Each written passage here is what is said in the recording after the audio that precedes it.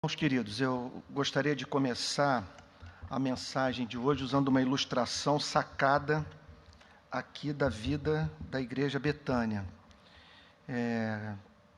Coisa de alguns anos atrás, eu estava na porta da casa do reverendo Antônio Elias, conversando com a dona Maria José, os pais do TEL, para quem não sabe, e os fundadores, os plantadores dessa igreja.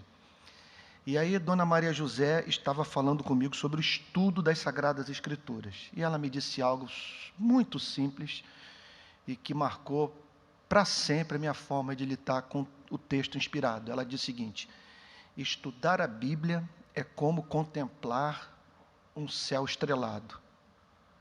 Quanto mais você olha para o céu, mais estrelas você vê.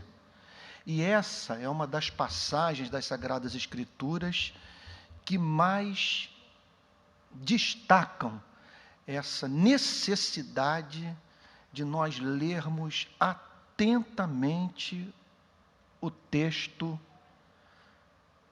das Escrituras Sagradas, porque é tanta quantidade de informação, riqueza e apresentação de doutrina, e não há como você auferir benefício mais profundo desse texto, em razão dessa riqueza, sem essa dedicação ao exame minucioso do texto. Então, o que nós vimos da última exposição para cá? Que essa é uma passagem, poderíamos chamar de doxológica. Trata-se de um texto de adoração a Deus. O apóstolo Paulo está aqui absolutamente encantado com o fato de se ver objeto daquele amor de Deus que o levou a separar, a escolher, a predestinar, a salvar sua igreja e conceder a ela toda sorte de bênção espiritual nas regiões celestiais em Cristo. Já fizemos uma análise, portanto, dos 6 primeiros versos. Gostaria agora de entrar, juntamente com a igreja, na análise do versículo 7, uma das passagens mais comoventes das Sagradas Escrituras. Observem que no verso 3, o apóstolo Paulo menciona o fato de Deus e Pai, do Deus e Pai de nosso Senhor e Salvador Jesus Cristo, ter derramado toda a sorte de bênção espiritual nas regiões celestiais em Cristo. Isso sobre a vida da igreja. No verso 4, ele menciona a bênção da eleição. Uma eleição que tem como objetivo nos tornar espiritualmente belos. O texto diz que nós fomos eleitos para ser santos e irrepreensíveis, e tudo isso em amor, o que denota a diferença entre cristianismo e moralidade. Moralidade se preocupa com democracia, com a coesão social, com a reputação do seu nome, com a honra da família. Cristianismo tem como alvo a glória de Deus, e é movido a amor. No versículo 5, ele fala mais uma vez sobre a doutrina da predestinação.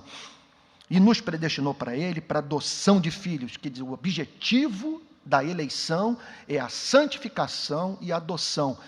As duas principais necessidades do espírito humano. Todos nós queremos visibilidade, todos nós queremos ser honrados, queremos ser belos aos olhos do próximo. E esse texto, então, fala dessa beleza, mas a beleza da santidade, uma beleza eterna, uma beleza que não precisa de botox, que tem como alvo nos tornar parecidos com o nosso Senhor e Salvador Jesus Cristo. Mas uma outra necessidade humana é a necessidade de segurança, de você alcançar uma felicidade que não possa vir a ser perdida. E sobre isso o apóstolo Paulo fala no versículo 5, entre outras coisas. A doutrina é muito mais ampla do que isso. Nos predestinou para ele para adoção de filhos por meio de Jesus Cristo, segundo o beneplácito de sua vontade. E qual é o objetivo disso tudo? O louvor da glória de sua graça que ele nos concedeu gratuitamente no amado. O objetivo disso tudo é que por toda eternidade Deus seja adorado como um Deus que é capaz de amar os que não são dignos do seu amor. Tudo isso nós já vimos nas últimas exposições bíblicas e não quero mais, então, me ater ao texto, E vamos então entrar na análise do verso 7, no qual o apóstolo Paulo continua apresentando essas expressões de louvor, de gratidão, de ações de graças a Deus. E agora ele menciona a doutrina da redenção, no qual temos a redenção. Em Jesus Cristo nós temos a redenção. Essa é uma linguagem tirada do mercado de escravos. Então, estava lá um escravo sendo exposto, sendo vendido, e alguém passava e se interessava por ele, o achava forte, produtivo, e o comprava. O que é, então, redenção? Qual é o significado dessa palavra? Significa livramento mediante o pagamento de um resgate. Com isso, você se depara com uma doutrina dessa, consequentemente, você é levado a ter que assumir uma série de outras verdades mais reveladas pelas Sagradas Escrituras. Porque claramente, ao falar sobre redenção, a Bíblia está apontando tanto para o nosso passado, quanto também para um possível e trágico futuro que nos aguardava. Falar que nós éramos escravos significa dizer que nós estávamos sujeitos a uma terrível servidão. E que, portanto, nós fomos objetos de um amor misericordioso, de um amor que se inclinou na sua e na minha direção, de um Deus que nos viu sob o domínio de forças poderosíssimas, mais fortes do que nós, e um Deus, então, que, caso não tivesse agido misericordiosamente na sua e na minha vida,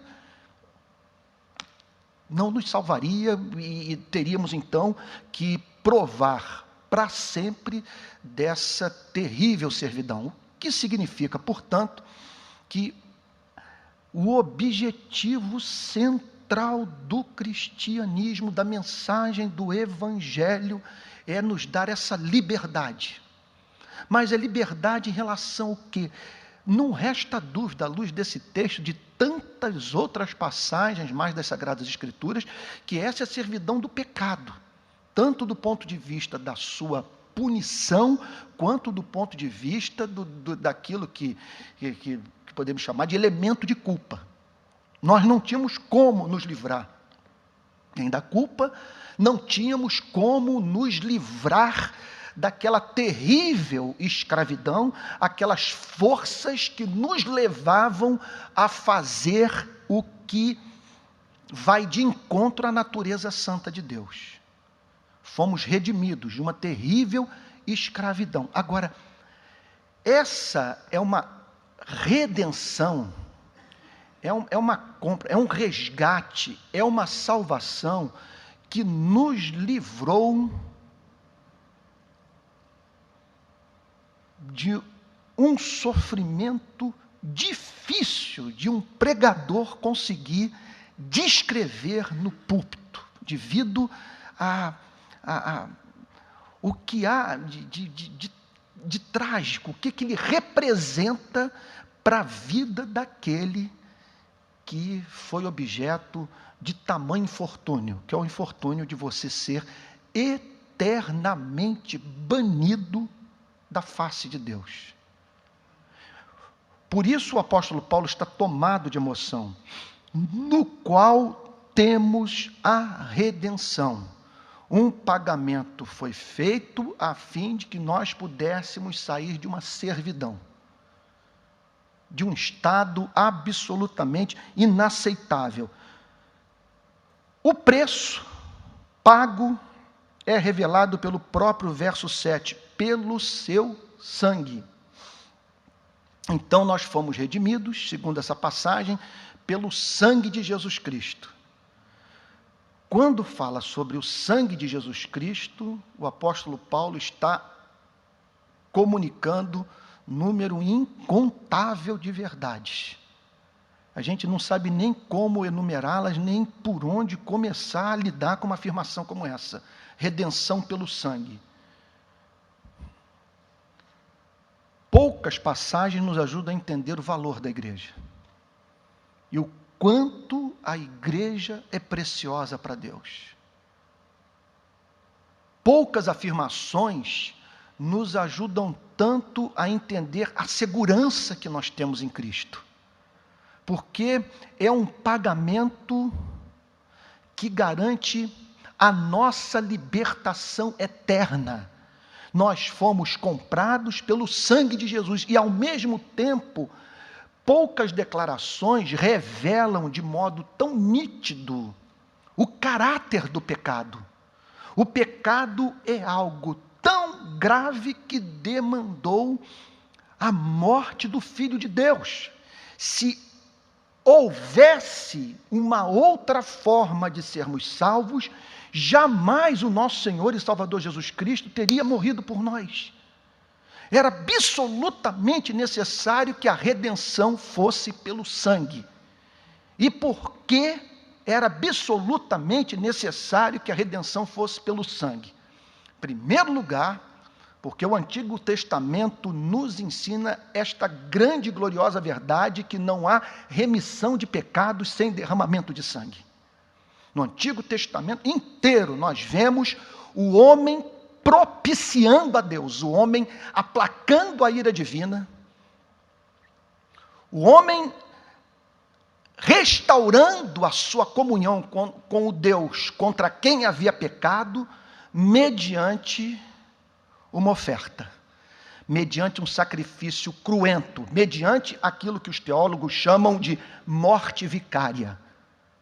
Alguém, no caso, um cordeiro, um animal, representando a santidade de Cristo, tinha que ser imolado a fim de que o homem pudesse ter a sua relação restaurada com Deus. Obviamente, não estamos falando de um Deus que tem interesse em morte de animal, mas de um Deus que didaticamente, durante centenas e centenas de anos, ensinou ao seu povo que era necessário que um substituto morresse pelo homem, a fim de que o homem pudesse ter a sua relação restaurada com o seu Criador.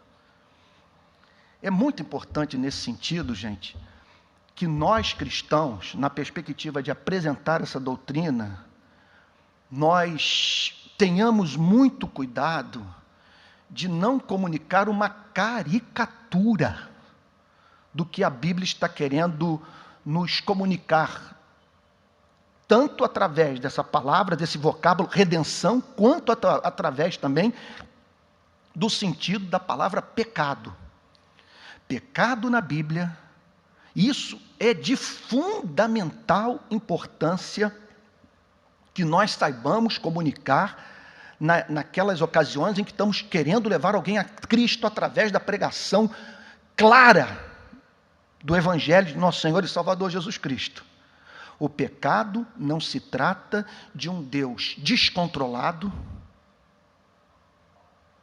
exigente, iracundo, cobrando do homem o que o homem não pode dar. Ou um Deus que exige da parte do homem a prática de idiotices a fim de que não se perca eternamente. A Bíblia nos apresenta um Deus santo. Esse é o sentido da palavra pecado. Um Deus que cria o homem à sua imagem e semelhança e que o faz para reproduzir a vida que o próprio Deus vive. Qual é a vida que o próprio Deus vive? Uma vida de amor. O grande problema é que nós nos tornamos um fracasso no campo do amor. Essa é uma das formas mais eficazes de convencermos essa pessoa com a qual nós lidamos tão frequentemente no nosso dia a dia, que está imersa na chamada cultura moderna, ou na chamada cultura pós-moderna, e para a qual o sentido da palavra pecado não tem muito significado. Especialmente em razão das suas conotações sexuais. E, em parte, abro um parênteses aqui para dizer, nós somos muito culpados por essa caricatura estar presente na mente de grande parte das pessoas com as quais lidamos. Porque nós banalizamos o conceito. Pecado significa não saber amar na presença de um ser que ama. Pecado é não fazer a vontade de Deus. Pecado é não corresponder às expectativas do que sustenta o nosso batimento cardíaco. De um ser santo. E de um ser que pede de nós o que é razoável, que nós amemos uns aos outros e que amemos a Ele com todo o nosso ser. E nós não conseguimos nenhuma coisa nem outra.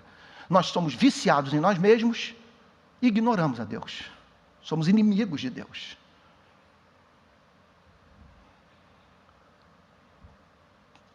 Portanto, a Bíblia nos apresenta um Deus irado.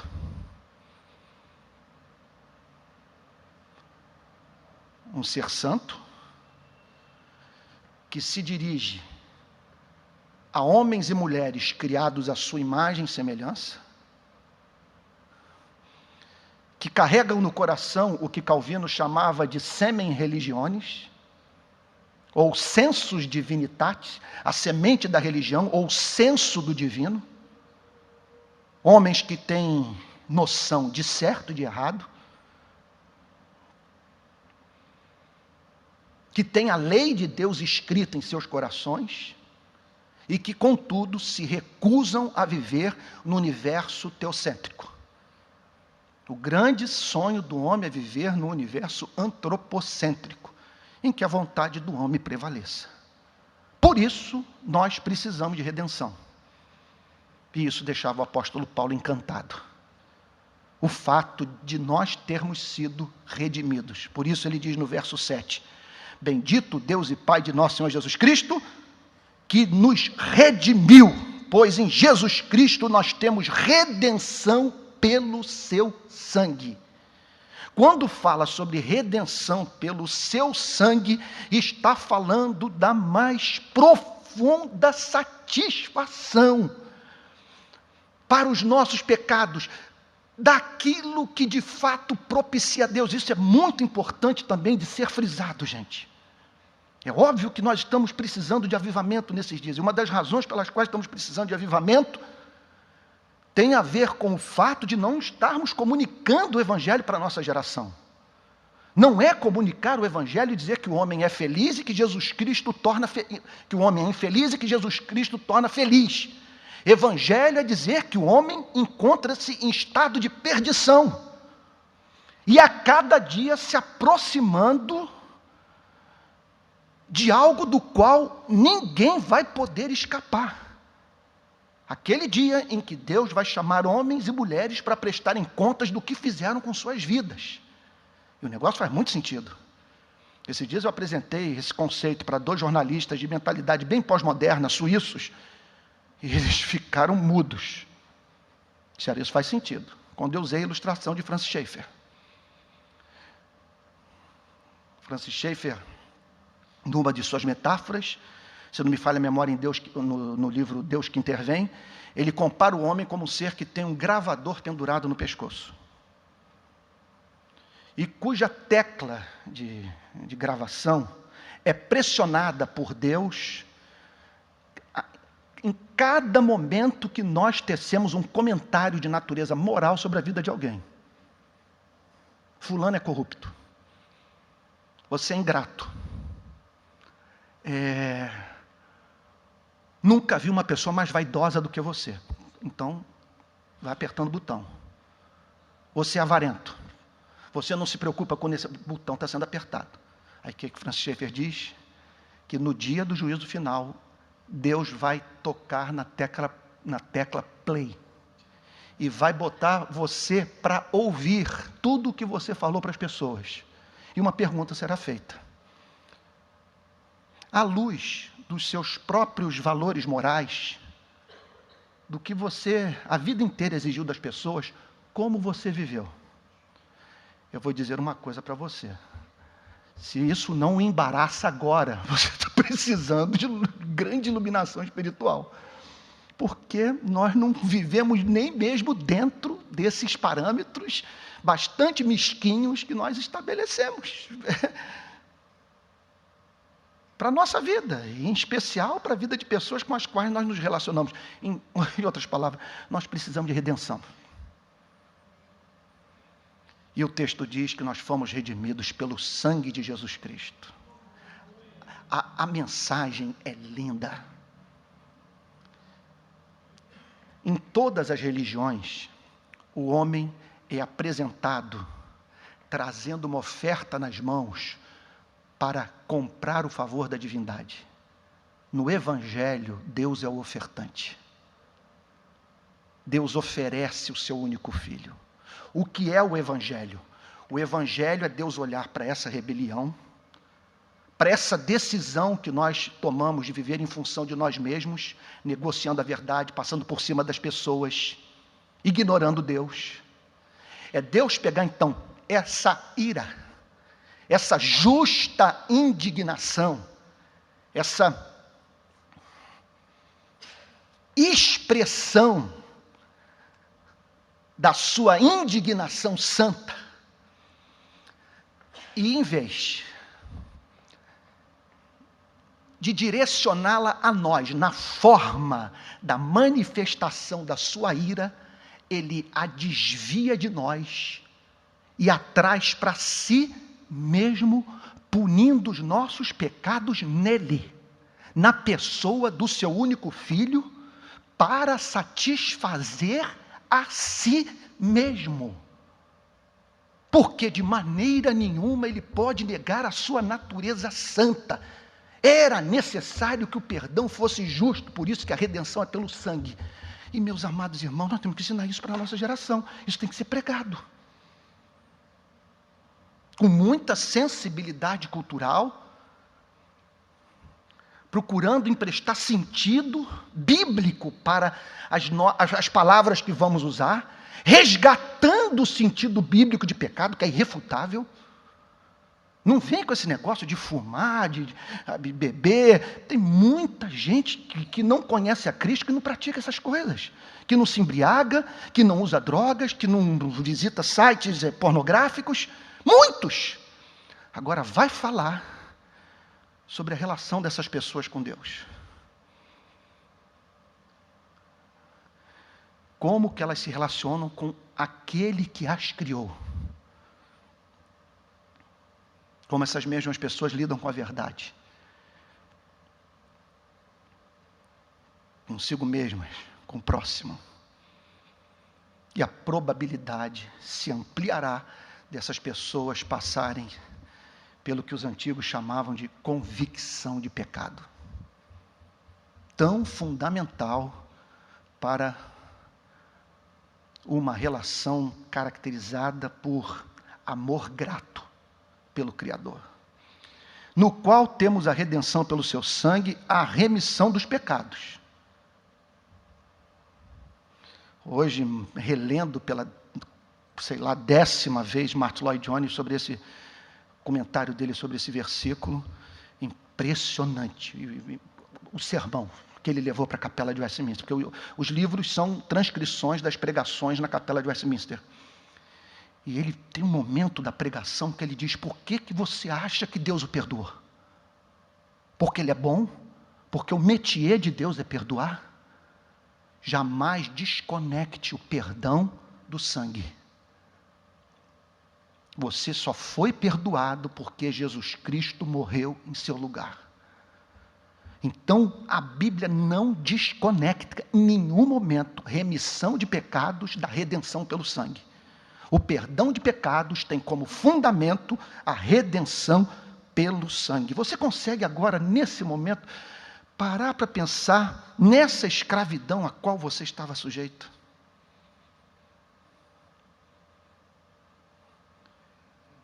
E o que significou essa redenção para a sua vida? Para onde você caminhava? Você imagine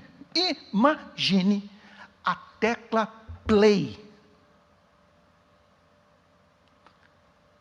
da sua vida ser pressionada no dia do juízo final sem que você tenha um advogado.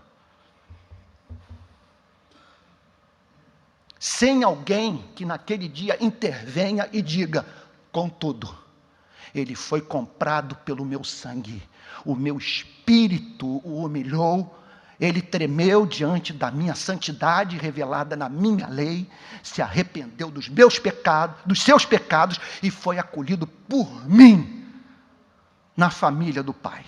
Pronto. No qual temos a redenção pelo seu sangue, a remissão dos pecados, segundo a riqueza da sua graça.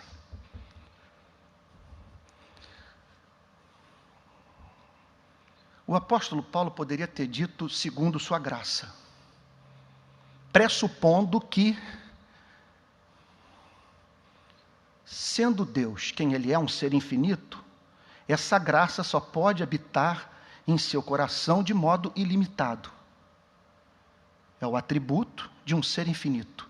Mas ele faz questão de afirmar riqueza da sua graça. Ou seja, o apóstolo Paulo, quando olhava para Deus, permanecia em estado de perplexidade, acompanhada de encanto, pelo fato de Deus se revelar ao homem como um ser riquíssimo em graça. Não é que ele é gracioso. Quando ele diz a riqueza da sua graça, está falando em algo que é da natureza de Deus, em algo que Deus revela ao homem como abundante no seu ser. É a propensão divina a perdoar. O prazer que ele tem de acolher o pecador, é a riqueza da sua graça. Não é algo que Deus tem de modo escasso, não se trata de uma relutância. Está falando de algo que sobeja, que transborda, riqueza da sua graça. E, segundo a riqueza dessa graça, em razão dela ser um fato, em razão de ser da natureza de Deus, perdoar o que o levou a salvar a sua igreja, no verso 8 o apóstolo Paulo diz que derramou abundantemente sobre nós. Nós carecíamos da sua misericórdia. Como é que eu poderia dizer? Ele não foi avarento na decisão em nos socorrer. O apóstolo Paulo diz que esse Deus riquíssimo em graça, esse Deus que tem prazer em ver pessoas se sentindo perdoadas, derramou uma cachoeira. Olha só o que o texto diz: que Deus derramou abundantemente sobre nós. Esse amor gracioso foi derramado com abundância sobre a sua e a minha vida. Isso deixava o apóstolo Paulo encantado. E não há mínima dúvida, gente, que quando nós tentamos ajudar as pessoas de uma forma não bíblica a lidar com seus sentimentos de culpa, nós podemos, e certamente é o que acontecerá, levar essas mesmas pessoas a não entenderem um versículo como esse. A graça foi abundante, e ela só é vista como tal por aquele que percebeu o horror que o pecado é. O quanto que o pecado causa repulsa no coração de um ser absolutamente santo. Como diz Arcis Sproul, não há uma passagem bíblica que diga que Deus é amor, amor, amor. Ou que Deus é bondade, bondade, bondade. Só tem um atributo de Deus que é apresentado dessa forma tríplice. É a sua santidade. Ele é santo, santo, santo. Então, só à luz dessa santidade para nós termos uma dimensão do nosso pecado. E quando nós compreendemos o nosso pecado, nós passamos a entender a linguagem do versículo 8. A graça foi abundante. Por que o apóstolo Paulo via essa graça como abundante? Porque, primeiro, foi uma graça que teve que nos dar coração para amar. Uma graça que teve que abrir os nossos olhos, nos dar entendimento e destampar os nossos ouvidos. Uma graça que preservou a nossa vida até o dia do nosso encontro com Cristo. E uma graça que levou o Pai a oferecer como sacrifício o amado, a fim de que você e eu pudéssemos desfrutar eternamente na condição de filhos adotados, com o DNA de Deus implantado em nós pelo Espírito Santo, da condição de filhos perdoados de modo justo. Sangue de Jesus, que maravilha! Que maravilha, quer dizer, eu não preciso mais, os efeitos psicológicos disso são extraordinários.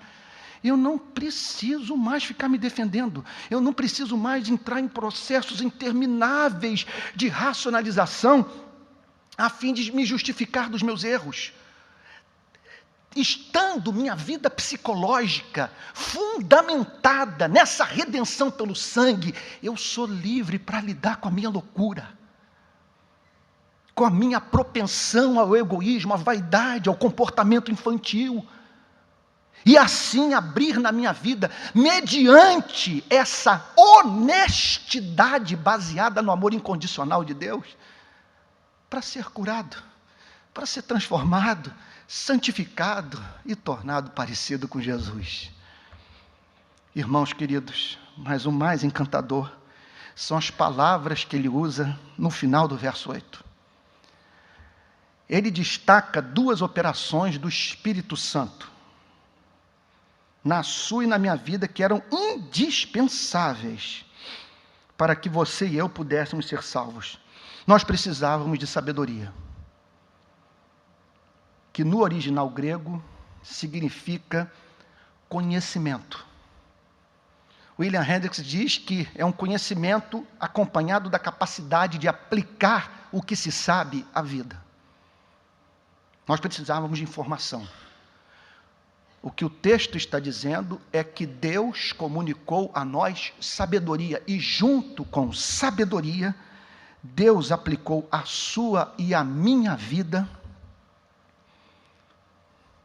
essa operação da graça que ele chama de prudência. Infelizmente, uma palavra mal traduzida para a língua portuguesa. Porque para nós prudência tem o sentido de evitar na vida correr riscos desnecessários. Só que quando você examina os textos do Novo Testamento em que a palavra prudência aparece, você é levado à compreensão que o apóstolo Paulo está falando de uma outra coisa. O apóstolo Paulo está falando sobre uma capacidade dada pelo Espírito. Na verdade, é um sentido novo que o homem natural não tem, que poderia ser traduzido por perspicácia. É algo que envolve o entendimento e os afetos. É um passo além do conhecimento. É o conhecimento acompanhado da percepção de você ver excelência na verdade. Por exemplo, esta mesma palavra aparece em Romanos capítulo 8, versículo 5. Vejam comigo Romanos 8, verso 5.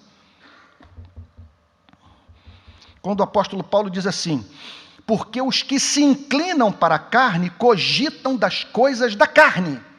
A palavra inclinar no grego é a mesma que está sendo usada aqui para prudência. O que o apóstolo Paulo está falando em Romanos 8, 5? Que os que se inclinam, os que têm predisposição para a carne, os que têm prazer na carne, os que sofrem desta compulsão para se sujeitarem à pressão da carne, esses então se inclinam para as coisas da carne e odeiam o que é do Espírito. Então o apóstolo Paulo está falando de uma predisposição. de uma inclinação. Qual é a palavra que os teólogos costumam usar? Tem uma palavra, eles falam sobre, e eu amo muito esse conceito, ele está bem presente, especialmente nos escritos do apóstolo Paulo. É uma disposição. Puxa, como é que eu poderia dizer? É alguma coisa para a qual a sua alma está vendida.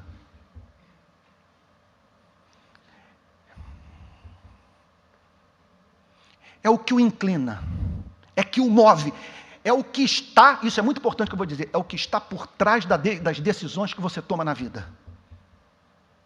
É a inclinação básica do seu coração.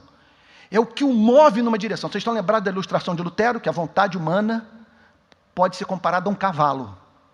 Dependendo de quem estiver cavalgando esse cavalo, dependendo do cavaleiro, o cavalo vai para uma direção, vai para outra. Uma outra passagem, que a palavra usada aqui por prudência aparece no Novo Testamento, uma outra passagem é Colossenses 3:2. Vejam comigo Colossenses 3, versículo 2.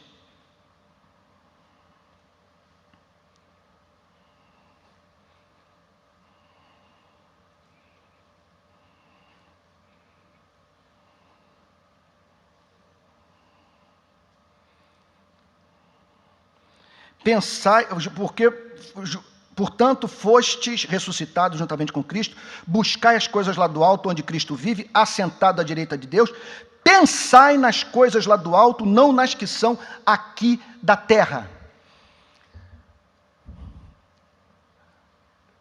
É uma experiência que quem já teve a oportunidade de visitar museu famoso aí pelo mundo,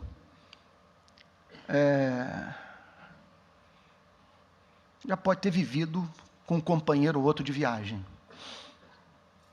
Você entra no Museu do Louvre, por exemplo, está lá em Paris, vamos ao Louvre. E a pessoa acha aquela hora passada ali um negócio completamente insuportável. O coração dela está na Galeria Lafayette. Está lá no Shopping Center.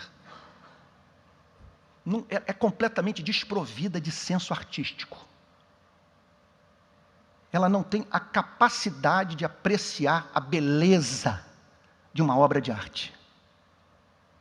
Gente, essa é uma passagem, quando o texto diz que Deus derramou sabedoria e prudência e perspicácia e sensibilidade, mais importante que isso, a capacidade de perceber a excelência das coisas. Gente, o texto está dizendo o seguinte, que a nossa argumentação racional, quando nós pregamos o Evangelho, é inócua, se não vier acompanhada da obra do Espírito Santo. Porque o problema é o seguinte, nós estamos no Museu do Louvre, estimulando, tentando ajudar aquele que nós amamos a ver a beleza da obra de arte. Enquanto esta pessoa não receber esse sentido novo, essa capacidade de discernir o belo, ela jamais se comoverá. O apóstolo Paulo diz então que, segundo a riqueza da graça de Deus, ele derramou sabedoria, ele lhe deu entendimento, compreensão da verdade e perspicácia. Jonathan Edwards chamava de capacidade de sentir a doçura do mel. Gente, sem esse elemento, sem essa sabedoria que é acompanhada desse senso de excelência, não há conversão. Numa das passagens mais lindas da Magnum Opus de Jonathan Edwards, Religious Affections, parece que foi ditado por um anjo. Parece que um anjo foi do lado dele e falou, escreve isso, meu ferro. Ele diz o seguinte, a verdadeira experiência espiritual tem como característica o conhecimento de Deus acompanhado da percepção da excelência de Deus. Dizer que Deus é excelente significa dizer que Ele é amável. Dizer que Ele é amável significa dizer que Ele é digno de ser adorado. E por que Deus é amável? Porque Ele é excelente. Porque Ele deve ser objeto do nosso culto, da nossa adoração. Aí Jonathan Edwards pergunta, seria por causa da sua sabedoria? Do seu conhecimento infinito? E ele responde, não. Não necessariamente, não exclusivamente. Porque nós não amaríamos um demônio onisciente. Seria por causa da sua onipotência? Ele, na mesma linha de raciocínio, ele diz, certamente não. Porque nós não amaríamos um ser que usasse do seu poder para destruir vidas inocentes. Então, por que ele é excelente? Aí Jonathan Edwards diz, ele é excelente porque ele é santo. Ele é excelente porque ele não é apenas onipotente, onipresente, onisciente, ele não é apenas autoexistente, imutável, eterno. Ele é santo, ele é justo, ele é bondoso, ele é leal, ele é misericordioso, ele é gracioso, ele é paciente. Nós o amamos porque ele é santo e por isso o culto consiste em contemplá-lo na beleza da sua santidade. Aí ele prossegue o argumento em Religions Affection dizendo a seguinte coisa, deixa eu abrir um parênteses aqui, o objetivo desse livro é mostrar o lugar do coração na conversão. A tese central do livro é, não há conversão sem mudança das afeições. Se no seu coração não brotarem sentimentos tais como amor, gratidão, zelo, temor, você jamais se converterá. Jamais viverá o cristianismo. E aí ele diz por quê? Porque as demandas do reino são de tal magnitude que você só conseguirá vivê-las se suas afeições forem tocadas pelo Espírito Santo. Sem zelo, sem temor, sem gratidão, sem amor, você jamais vive o reino de Deus. Aí ele diz, e é a percepção dessa excelência que faz com que o iletrado, o pobre, que nunca leu um tratado de apologética, jamais estudou arqueologia bíblica, pode se certificar de que a Bíblia é a palavra de Deus. Como que essa pessoa sabe que Jesus Cristo é o caminho? Que o Evangelho é a revelação do amor perdoador de Deus? Que Jesus Cristo é o Filho de Deus? Essa pessoa nunca passou por uma universidade, nunca fez um curso de filosofia, nunca leu um tratado de apologética, não conhece nada sobre arqueologia bíblica. Como que ela pode saber que a Bíblia é a palavra de Deus? E ele responde pelo contato com essa beleza, essa obra do Espírito Santo que o apóstolo Paulo chama aqui de prudência, mal traduzido infelizmente. Esse senso dado pelo Espírito que lhe permite ver excelência na verdade. É incrível, você vai num culto, você tem um culto como nós temos aqui na Betânia aos domingos. De um lado, uma pessoa olhando no relógio, não vendo a hora da coisa terminar, pensando no jantar, dos gols do Fantástico. E do outro lado, o outro que não consegue se controlar em lágrimas. E isso não é uma questão de sofisticação intelectual, de você ter passado por uma universidade, por você ter lido os clássicos da filosofia. Não é neurônio. É a presença desse elemento, que é o que falta ao não cristão. O não cristão não tem isso.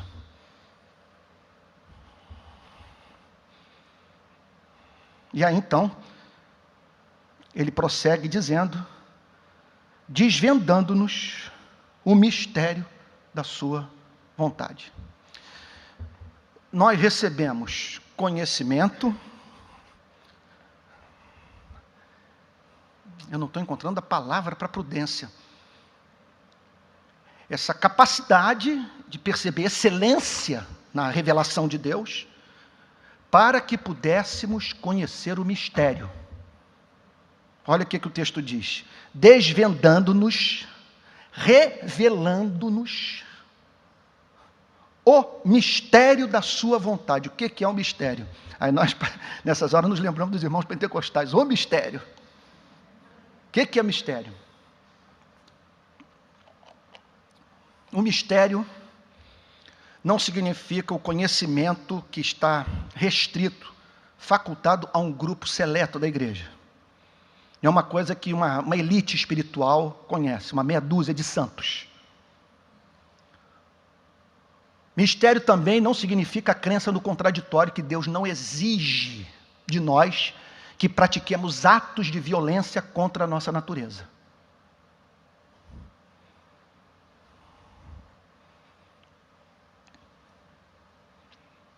Mistério é aquilo que a mente humana não pode conhecer, exceto se Deus revelar. Isso tem um duplo significado na Bíblia. Há aquelas informações, aqueles fatos que nos são apresentados, que jamais conheceríamos tão somente mediante o uso de raciocínio lógico. Por exemplo, que a salvação é pelo sangue. Que a natureza de Deus é trina.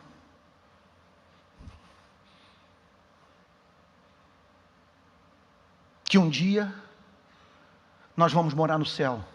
Tudo isso é revelação. Só que, mesmo esta revelação, quando é feita, ela continua sendo um mistério para quem não recebeu sabedoria e perspicácia. Perspicácia é a palavra que Martin Lloyd Jones usa no seu sermão, por isso que eu estou usando. Por isso que a pregação de Jesus era incompreendida pelos discípulos e não era pelos escribas e fariseus. Por isso que quando o apóstolo Pedro disse: Tu és o Cristo, filho do Deus bendito, o Senhor Jesus respondeu: Bem-aventurado és, Simão Bajonas, porque não foi carne nem sangue quem tu revelou essas coisas, mas o meu Pai que está nos céus. É por isso que a Bíblia diz que as coisas do Espírito são loucuras para o homem natural, porque elas se discernem espiritualmente.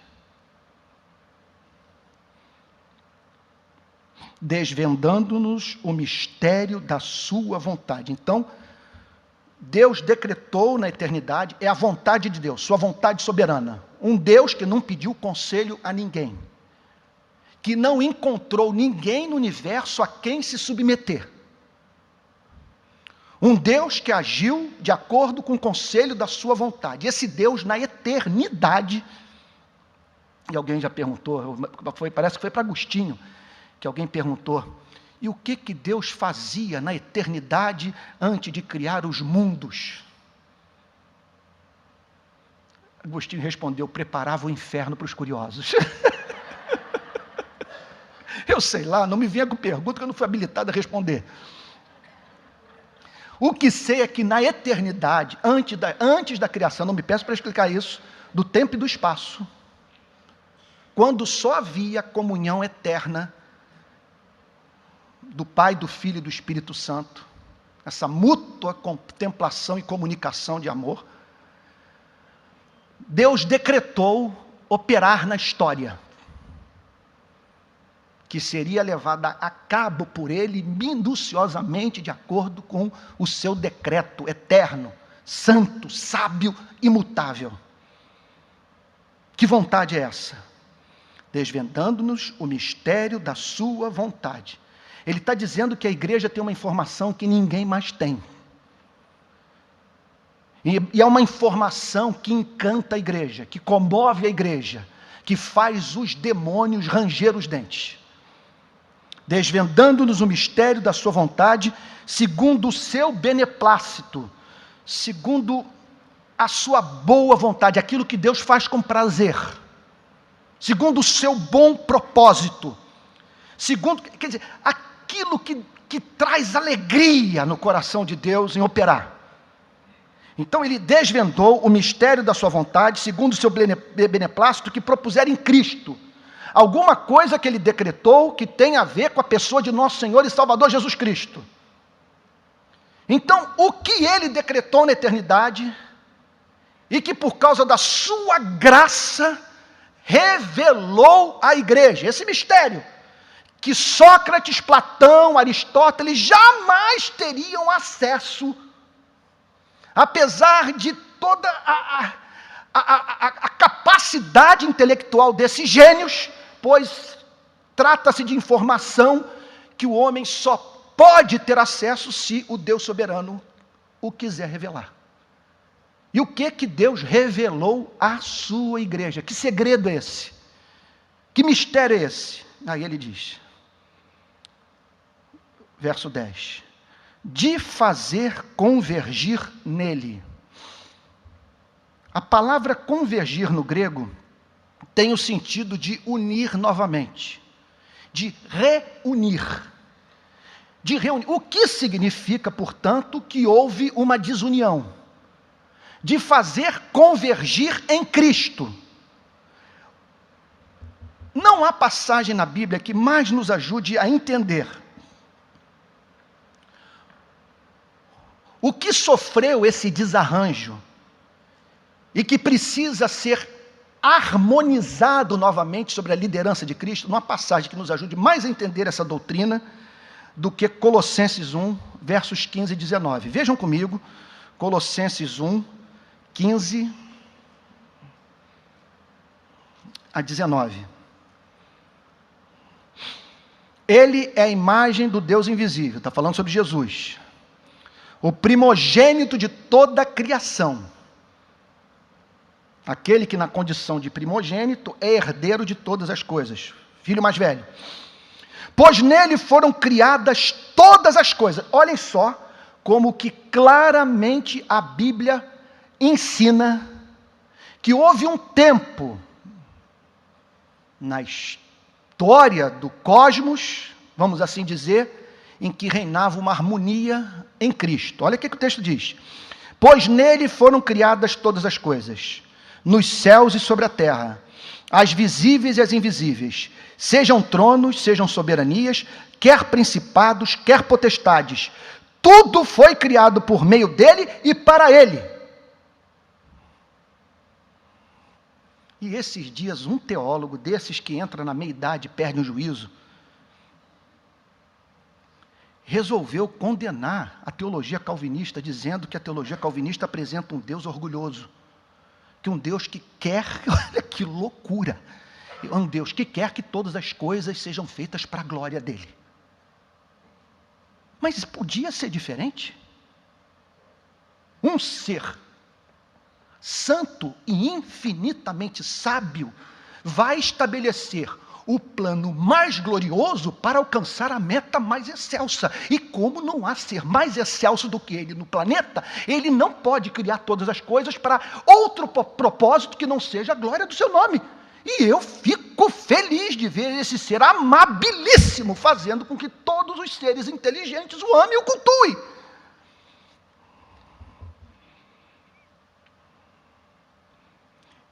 Acontece que a Bíblia diz que houve uma queda pré-histórica, do ponto de vista até onde a nossa mente nos ajuda, do ponto de vista da história da humanidade, envolvendo uma rebelião inexplicável, sobre a qual a Bíblia pouco fala, que representou anjos se transformando em demônios, sob a liderança de um ser chamado Lúcifer. E que, consequentemente, conseguiu levar os nossos pais a odiarem a Deus, a chamarem de Deus de arbitrário e caprichoso. Aí a Bíblia diz que surgem cardos e abrolhos, problemas psicológicos se manifestam, há uma divisão dentro do homem a partir de então. Nos tornamos então seres profundamente esquizofrênicos, a ponto do apóstolo Paulo dizer: o bem que queremos fazer não fazemos, e o mal que odiamos, esse acabamos praticando. Então surgem problemas ecológicos, problemas do ponto de vista da relação do homem com seu semelhante, vamos chamar de sociológicos, e os problemas que têm a ver a relação com o homem com seu Criador. Agora, acontece, eu tenho vontade de pegar o microfone e andar por aqui. Acontece, e eu me emociono nessas horas, especialmente quando eu lido com doutrinas que são muito racionais. Tem algumas que eu aceito pela fé, eu creio em Deus, creio na sua veracidade, creio no amor que Ele tem por mim, então acredito, vamos assim dizer, usando o português da rua, de tabela. Mas tem coisas, gente, que elas são diretamente racionais. Quando o texto fala sobre de fazer convergir nele, na dispensação da plenitude dos tempos, todas as coisas, tanto as do céu como as da terra, eu me sinto diante de uma pressão exercida pela minha própria razão para esperar uma doutrina como essa, ainda que a Bíblia não me falasse nada a respeito.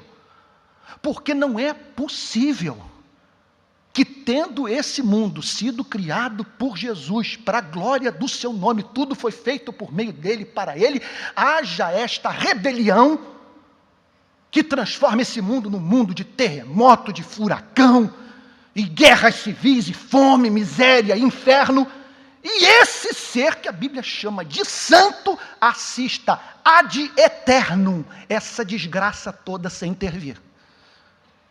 É absolutamente certo que todas as coisas um dia vão convergir para Cristo.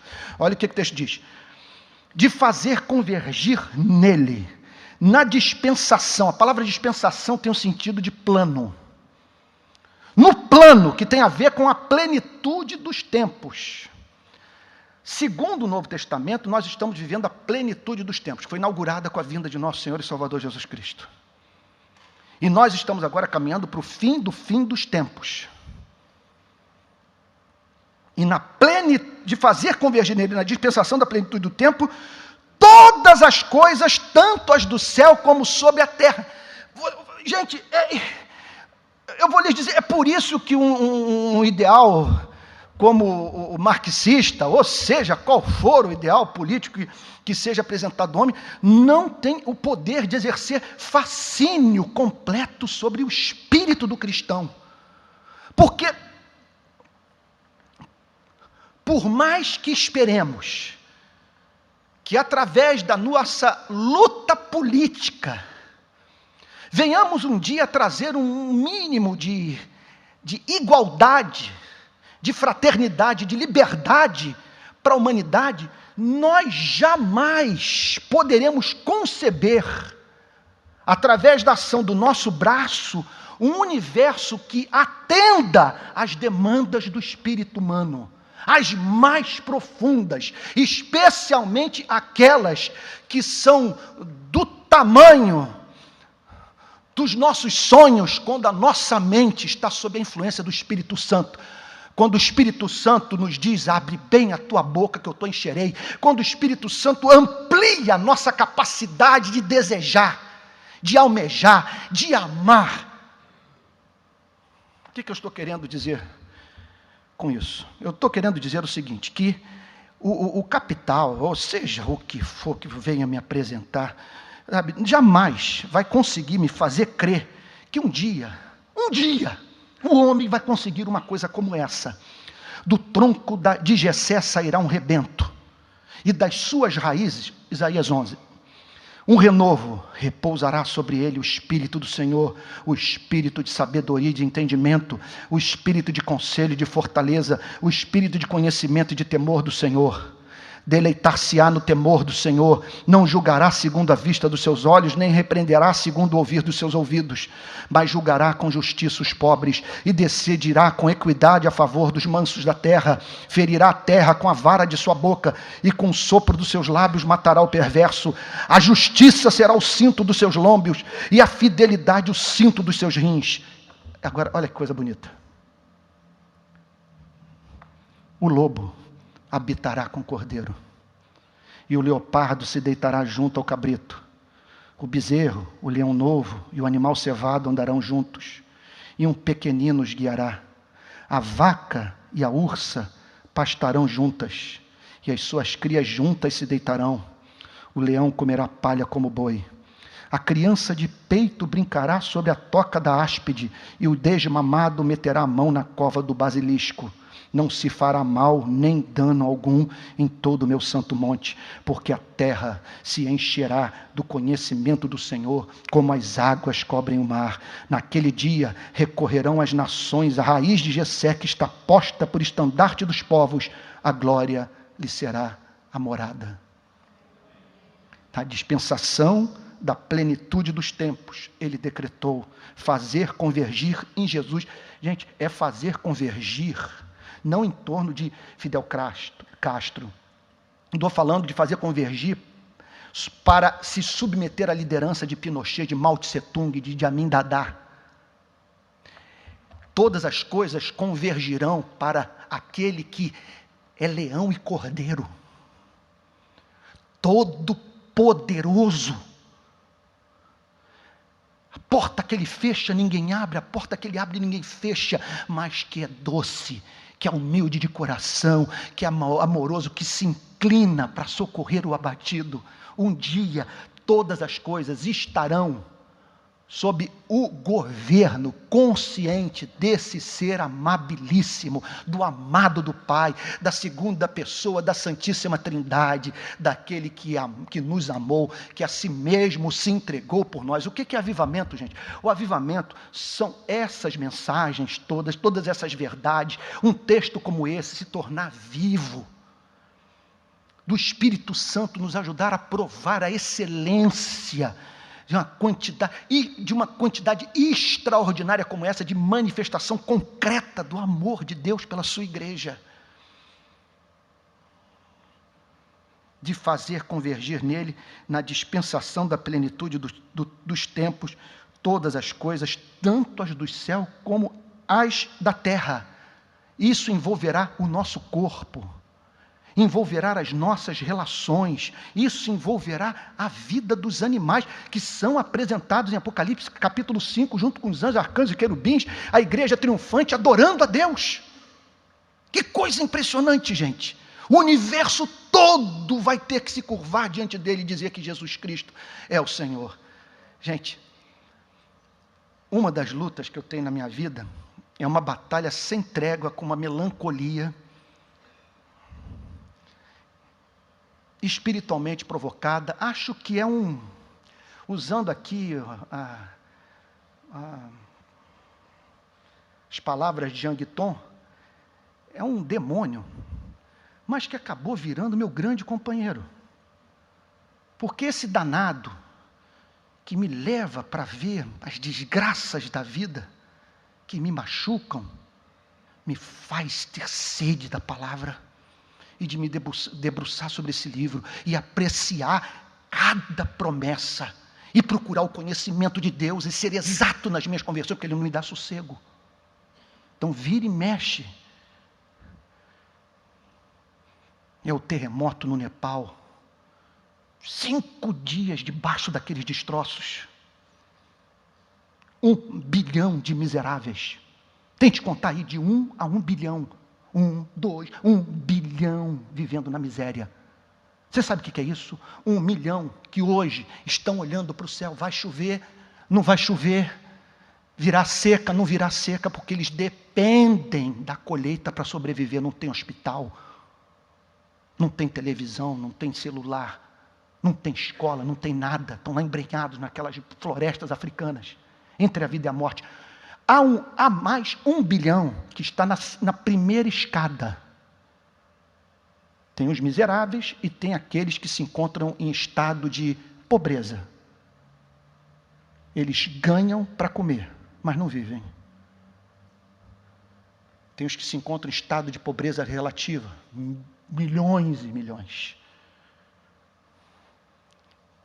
Comem, mas não têm acesso ao hospital, não têm acesso à educação de qualidade, vivem em cidades violentas. E o que falar dessa cultura e dos valores, da forma como as pessoas lidam com Deus? O que a igreja faz com o Evangelho? Eu não sei como que é com você. Eu preciso, todos os dias, pegar esse versículo 10 e trazer para a minha memória.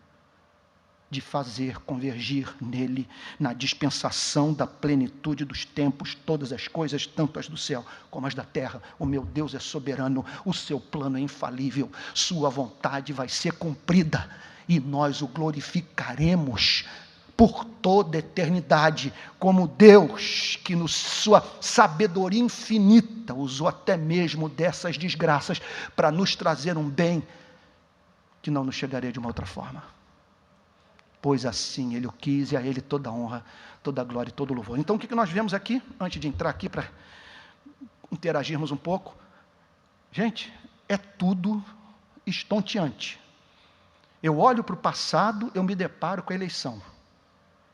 Eternamente amado. Eu olho para o presente e me vejo na condição de filho, redimido, resgatado, perdoado. E olho para o futuro e vejo todas as coisas reunidas em torno do que mais me ama. Daquele que, quando foi para a cruz, foi pensando em mim. Repito as palavras que eu disse na segunda-feira anterior a essa, que eu tive aqui a honra, que a Igreja Betânia me concede pregar. Uma pessoa me procurou depois do culto, dizendo: o que o senhor quis dizer ao usar a palavra desgraça, quando eu falei a desgraça do cristianismo, é me apresentar esse mundo? Porque, o que eu estava querendo dizer? Que uma vez que eu tenha contato com esse capítulo 1, eu me recuso a viver em outro tipo de universo. E aí eu sou levado a dizer que eu não posso acreditar que Deus cometeria tamanha perversidade comigo, de fazer com que o homem inventasse um Deus mais lindo que o Deus real.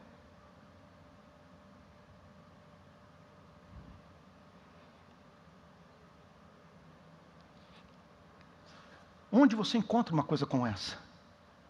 Algo que o eleve de tal maneira.